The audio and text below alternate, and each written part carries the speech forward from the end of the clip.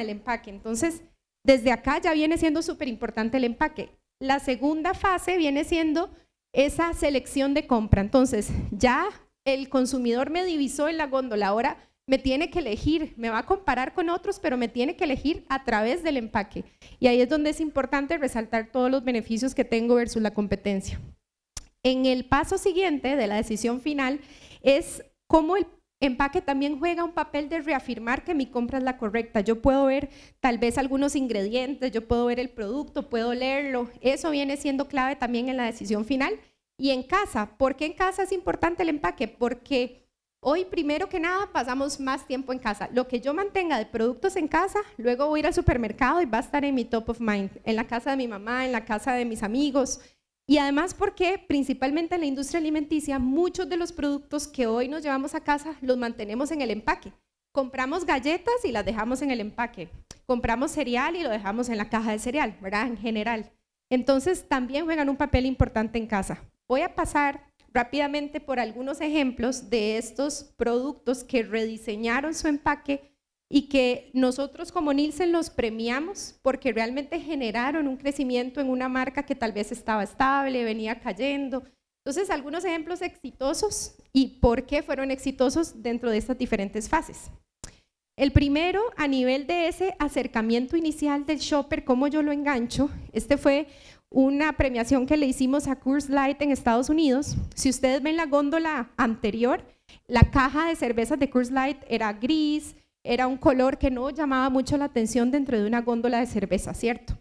Mientras que cuando vamos al nuevo diseño, ya tiene un color más de fresco, te da la impresión de que esa cerveza está fría, de que qué ganas de tomarme esa cerveza, y también porque es una lata que cuando está fría cambia de color. Entonces, todos esos elementos vienen a jugar un papel clave.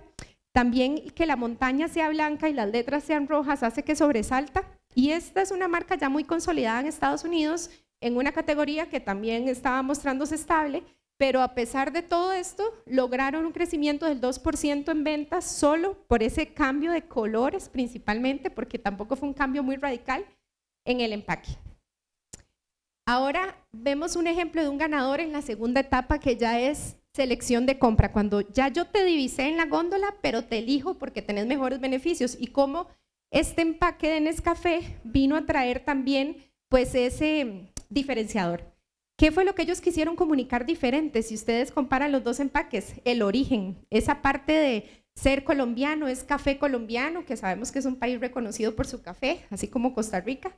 Entonces, colocar la bandera, el carrito cafetalero, los granos, todo esto al final hace que se perciba un producto de mayor calidad y se perciba muy claramente el origen, que eso al final también se traduce en calidad. Entonces, te elijo. Este lanzamiento o relanzamiento del empaque generó un crecimiento del 42% en el año posterior.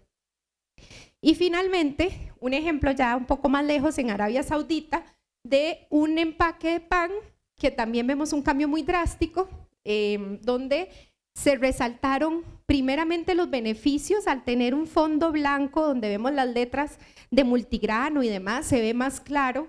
Además, si vemos acá los ingredientes, por ejemplo, antes era un dibujo, ahora ya son ingredientes reales que me hacen percibir el producto como un poco más natural, más real. Y lo más importante también, con el juego de colores, se creó como una ventana del producto, ¿verdad? Se ve como, llama más la atención el poder yo ver por una ventana el pan que estoy comprando. Entonces, este viene a jugar un papel importante en esa fase de reafirmar mi compra, porque logro ver el producto. Así como este, había otro ejemplo de chocolates parecido. Y vean el crecimiento que trajo, casi un 50% de ventas adicionales trajo solo este rediseño en el año posterior. Entonces, realmente vemos que con solo cambiar lo que hoy tenemos, en algunos casos más, en otros menos, el de Coors Light era más básico, puede traer crecimientos de hasta un 50%, sin tener que pensar siempre en innovaciones completamente disruptivas. Ahora, yo quiero aterrizar todo esto a Costa Rica. ¿Cómo responde Costa Rica a las innovaciones? Y en este contexto, vamos a empezar primero con entender cómo está el consumo en Costa Rica. Vemos que en este gráfico, toda esa información a septiembre, tenemos variaciones interanuales, tanto del rolling year, que básicamente comprende de octubre a septiembre, también el YTD, que va de enero a septiembre, por trimestre y por meses. Todos son variaciones versus hace un año. ¿Qué es lo que vemos? El mercado de Costa Rica, en las bolitas negras, vemos los crecimientos en valor que está teniendo en colones. Entonces, es un mercado que crece a doble dígito en valor. ¿Y por qué? Porque hay un aumento en precio, que todos lo estamos viviendo y estamos claros de una inflación que viene a jugar un papel muy importante de corto plazo en nuestra economía.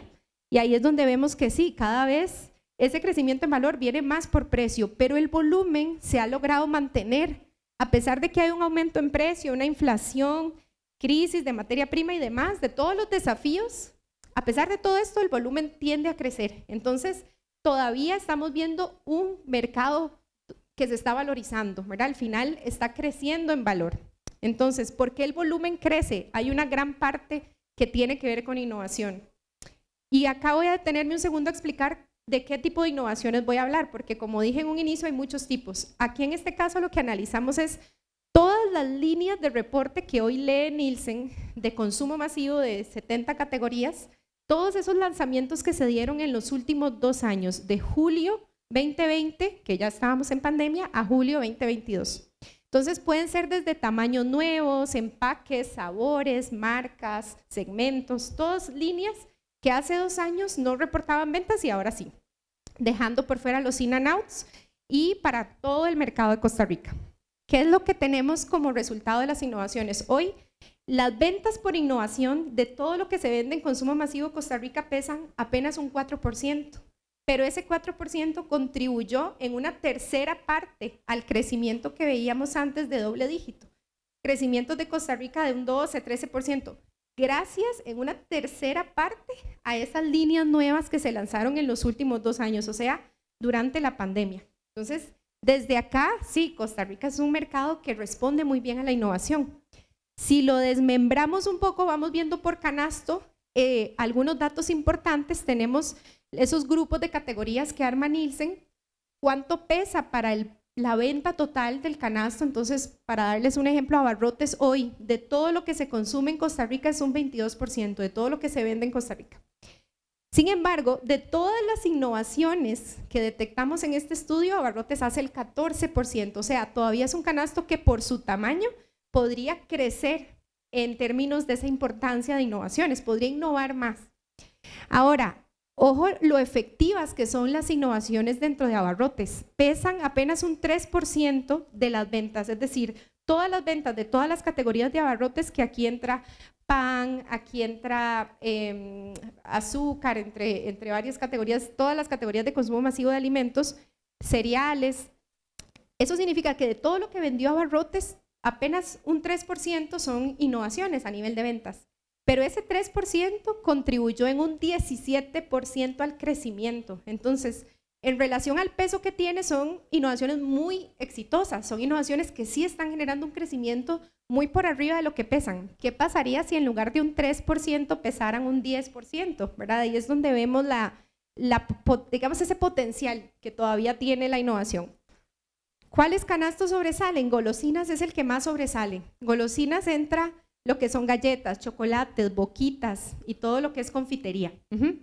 Este canasto sobresale porque hoy de todo lo que se vende en Costa Rica pesa un 12%, pero de todo lo que se vendió por innovación pesó un 18%. Entonces es un canasto sobredesarrollado que además esas innovaciones están haciendo un crecimiento o una contribución al crecimiento también de una tercera parte.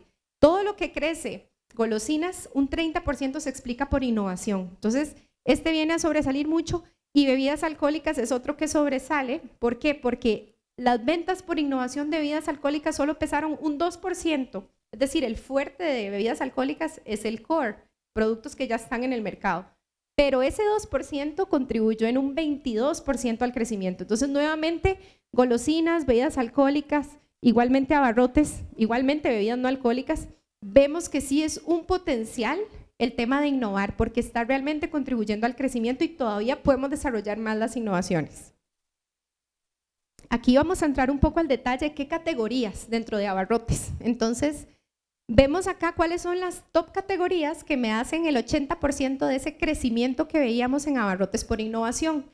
La categoría con mayor crecimiento por innovación viene siendo puré más caldillo de tomate, seguido por cereales, margarinas y pan.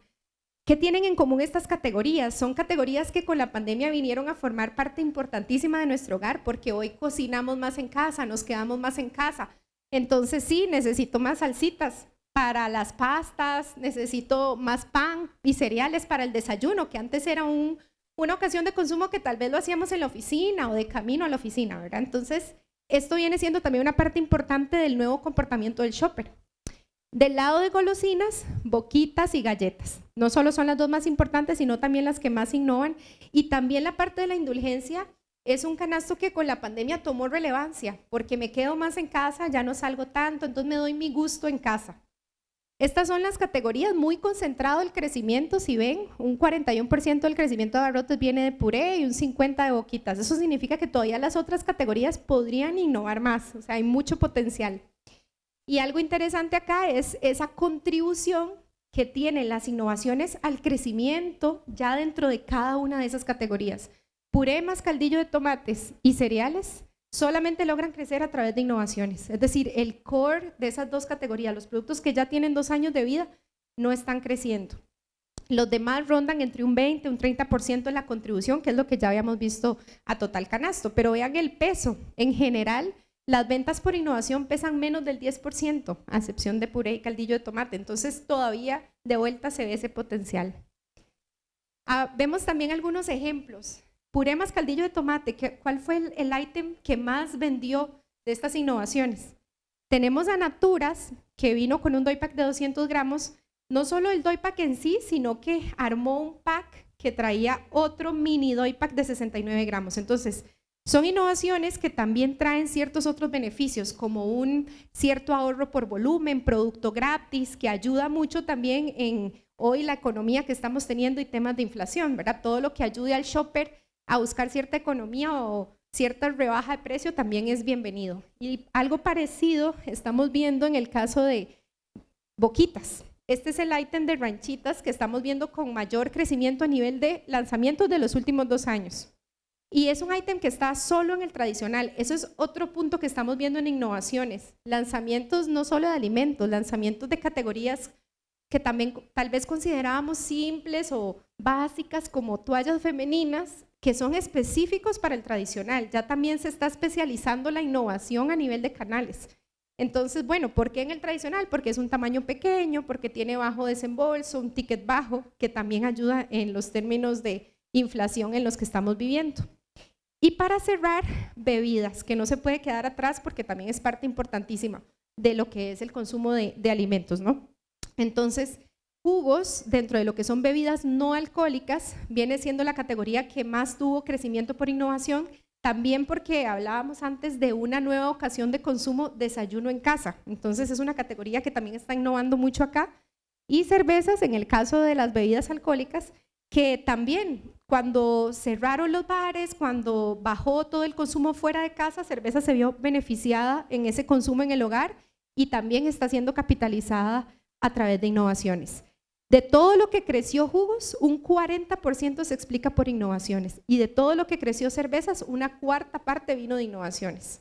Y acá, nuevamente, son innovaciones que en ventas pesan poco, pero contribuyen mucho, son muy eficientes. Y acá tenemos ejemplos de cuáles son algunos ítems del Valle, Néctar y Busch Light, entre los que más tuvieron innovación en este canasto. Y no podemos hablar de cervezas sin tocar un último punto con el que ya cierro mi charla, y es un evento que viene en unas semanas, que es el Mundial. Recuerdan que hablábamos al inicio, innovación puede ser productos disruptivos, innovación puede ser cambio en un empaque y también puede ser nuevas ocasiones de consumo. El Mundial nos va a traer una nueva ocasión de consumo. Y lo vivimos en lo que fue la semana de repechaje, en la que se decidió que Costa Rica, por suerte, iba a pasar al Mundial. Entonces les voy a mostrar un poco ese análisis y ya con esto me despido. Esta semana que vemos ahí en el cuadrito verde es la semana de repechaje. Vean las categorías que tuvieron un pico en esa semana: cervezas, boquitas, refrescos, chocolates, licores, bebidas alcohólicas preparadas como Smirnoff y la vajilla desechable. Era un día entre semana, era un día laboral, creo que eran las 12 de mediodía, y aún así se vio un aumento en el consumo. Entonces se espera que el Mundial traiga un aumento en consumo. De hecho, En Costa Rica se espera ganancias económicas de 18 millones de dólares por el mundial, entonces hay que capitalizarlo, hay que potencializar esas ocasiones de consumo innovando también en esta nueva ocasión de consumo que es el mundial. Entonces, acá tenemos algunos findings de los top items que más se vendieron durante esa semana de repechaje. En el caso de cerveza, vemos a Bohemia, Imperial. ¿Qué es interesante de estos top 3 items? Diferentes tiers. Sabemos que Bohemia es más de tier bajo, Imperial es un mainstream. Hay diferentes tiers y targets que hay que saber activar. Ahora, ¿qué es importante? Los packs. Packs de 15, packs de 6, porque es para compartir, para verlo con amigos, en familia. Algo similar vemos en Boquitas. Estos fueron los top 3 items. Patacones, snacks mixto, los Lays, que también tienen diferentes tiers de precio, ¿no? Podemos comparar los precios de Kitty, Mix Snacks versus Lays, ¿no? Entonces también jugar con esos diferentes puntos de precio, con esos diferentes productos para la ocasión. Y finalmente gaseosas, que es una ocasión para compartir, entonces el multiserve viene a ser un papel importante también en estas próximas semanas que nos esperan del Mundial. No hay que dejar de lado los horarios. Si bien es cierto, este fue un repechaje a mediodía, van a haber partidos durante la mañana. Entonces, ocasión de desayuno, que ya la hemos venido mencionando anteriormente, viene siendo clave también para estos partidos del Mundial. Categorías como pan, queso, nosotros hemos visto crecimientos muy fuertes desde la pandemia, cereales, leche. Entonces, por ahí, pues importante también tomar en cuenta que estas categorías sin duda también pueden estar dinamizándose como lo vimos en el repechaje. Así que voy cerrando con los principales mensajes para llevarnos. Como hablaba desde un inicio, hoy la industria, tanto retailers como fabricantes, le están apostando a 4 grandes temas y que todos tienen que ver con innovación. Innovación pura a nivel de productos, a nivel de empaque, a nivel de ocasiones de consumo,